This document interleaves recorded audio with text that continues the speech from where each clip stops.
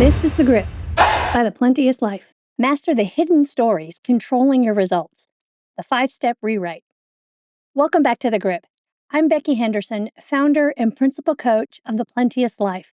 What if the biggest thing standing between you and peace of mind isn't reality, but the story you've been telling yourself about it?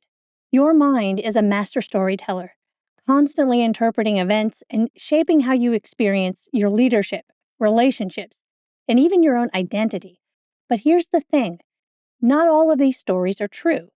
And the ones that aren't, they could be limiting you more than you realize. The good news is you don't have to be at the mercy of these automatic default stories. You can master them. In this issue of The Grip, you'll learn the Mastering Story Framework, a simple yet powerful tool that helps you separate fact from fiction, break free from disempowering narratives, and rewrite the stories shaping your life. To make it even easier, we've created a companion workbook that guides you through the framework step by step. If you're already subscribed to our email list, you've received a link in this issue to download your own copy. And if you're not yet subscribed to our email list, we've included a link in the show notes where you can download one of the worksheets that'll help walk you through each step of the framework. Let's dive in. Mastering Story Framework. Building on the skill of deconstructing an experience from last week, today we're showing you how to transform a default story into one that works for you rather than against you. The Mastering Story Framework consists of 5 steps. We'll show you how to use it with 3 examples and then give further elaboration for each step to help you transform your own stories. Whenever you're confronted with an experience you don't like or you identify a disempowering default story in your life, follow these steps to rewrite the default story you're telling yourself. Step 1, identify what happened. That's the information. Step 2, identify the default story. That's your interpretation. Step 3, identify the experience you're having. That's the impact on your life. Step 4, disregard the default story for a moment and focus only on what happened, the facts, the information. When you're only focused on the facts, what new story begins to emerge, if any? What new thoughts do you have about what happened? And then step 5, identify your new experience in light of the new story or the new experience you get by simply negating the default story. In the workbook, we've given you a worksheet to fill in the details of each step of the framework. Example number 1. Michelle's husband arrived home after work and asked her, "Did you feed the dog?" Rather than respond to the question he asked, Michelle responded to her default story of criticism, and a fight ensued. The interaction between Michelle and her husband had happened frequently for years. When she processed her experience through the framework, focusing on just the facts, she saw for the very first time that her husband may actually have been offering to help rather than criticize. A new option emerged that had never entered her mind before, and she asked if he would feed the dog instead. So here's the breakdown. Step 1, what happened? The husband asked, "Did you feed the dog?" Step 2, the default story. Michelle's default story was, "I'm a terrible wife, I can't do anything right, and he's always criticizing me." Step 3, the experience that Michelle got from that default story was she felt sad, deflated, angry, she was pouty, and ultimately she picked a fight. Now step 4, focusing only on the facts. The only thing that happened was her husband asked, "Did you feed the dog?" And that's when she saw for the first time, maybe he's just trying to find out so that he can feed the dog instead. Maybe he's offering to help. And so that was the new story that emerged in step 4. Maybe he's offering to help. And then step 5, the new experience that she got from that was she wasn't offended. She didn't have any hurt feelings. She just thought, well, no, I didn't. Would you do it? Example 2. Brad is an entrepreneur with a team of employees in their early to mid-20s. He told me that getting his team to show up to meetings on time was like herding cats. He was constantly stressed. When Brad worked through the framework and stopped focusing on his default story, he made a powerful discovery. If he continued to see his staff as though they were wild, unruly cats, that's exactly the behavior he'd get from them.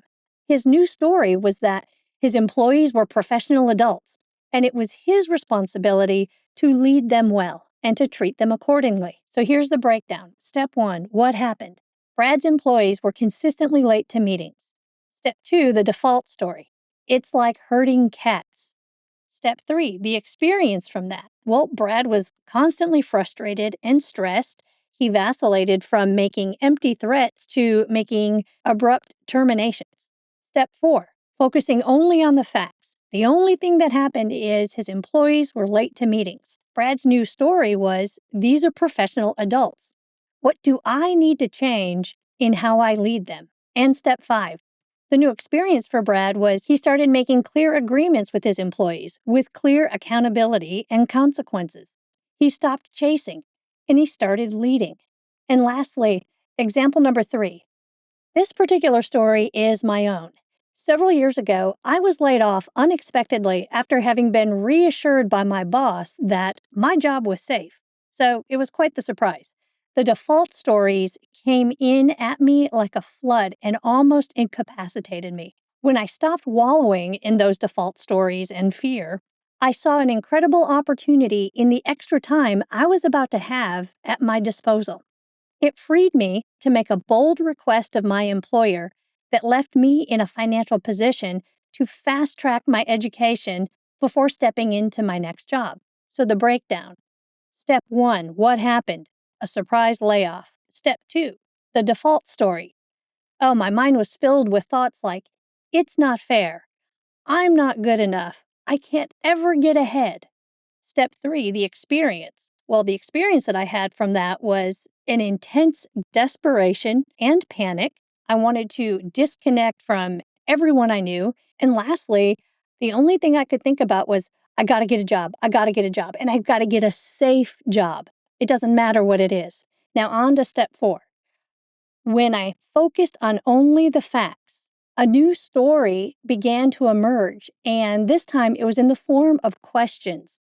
The question, what's the opportunity here? And how can I leverage this situation to my benefit? And then step 5, the new experience. Well, a whole new world opened up for me with those 2 questions, and it set me up for my next ideal role. The experience was that I had a creative, calm mind, and I was willing to make a bold request from my employer, which got me a severance package that nobody else in the layoffs even came close to getting. It set me up to go to school full-time, and before I knew it, launched me into a brand new career. Utilizing the framework yourself. Now, generating new insights and pathways for action with this process, it can take some digging. The following is an elaboration of the framework with examples and questions to help you identify critical elements of your new story and your new experience that may not be obvious on the surface. And the first 3 steps of the framework we covered in depth last week, so we'll be brief with them here. Step 1, what happened? That's just the facts. Step 2, what story am I telling? What does it mean about me and who I am? What does it mean about others? Step 3, what experience am I having? How is this story serving me? How is it not serving me? What's the quality of my life? What's it costing me? Now, one thing to note, if this experience is working for you, well, there's no more work to do on it. You can stop here. This framework is useful for the stories and the experiences that are leaving you disempowered. So, if the experience is working for you, stop here. And if not, proceed with the final 2 steps of the framework. Step 4, what do I notice when I stop telling the default story? What new thoughts, questions, reframes, and curiosities emerge? Here are some example reframes. She dumped me versus I'm now free to find lasting love. My dad always criticized my dreams versus my dad taught me to persevere in the face of criticism. They betrayed me versus I'm now clear on being intentional regarding who I trust. What's wrong with me versus what's wrong with them? Reframing what happened is a powerful way to shift your experience. And here are some questions to help you elicit a new story. If nothing is wrong here, then what? If it doesn't inherently mean anything, then what? What's the benefit in this for me and the people I lead? What valuable learnings can I take from this? What new story would produce the experience I desire? What's going on for them that they would do that? What must it be like in their head? These questions will help you see old information in a new light and discover some things you didn't notice before. And finally, step number 5. What's my new experience? What do I see, think, and feel? What's possible for me now? What new actions, opportunities, and quality of life are available? What do I gain and or lose in living from the new story? What do I see of value that I couldn't see before? Mastering the stories you tell yourself isn't just about shifting perspective. It's about reclaiming your power. The way you interpret events determines the actions you take and ultimately the quality of your life. This framework isn't a one-time exercise. It's a practice that, when used consistently, will elevate your leadership, deepen your relationships, and free you from the invisible scripts that hold you back. So take this work seriously. Use it. Challenge your old narratives and watch as your reality expands in ways you never thought possible.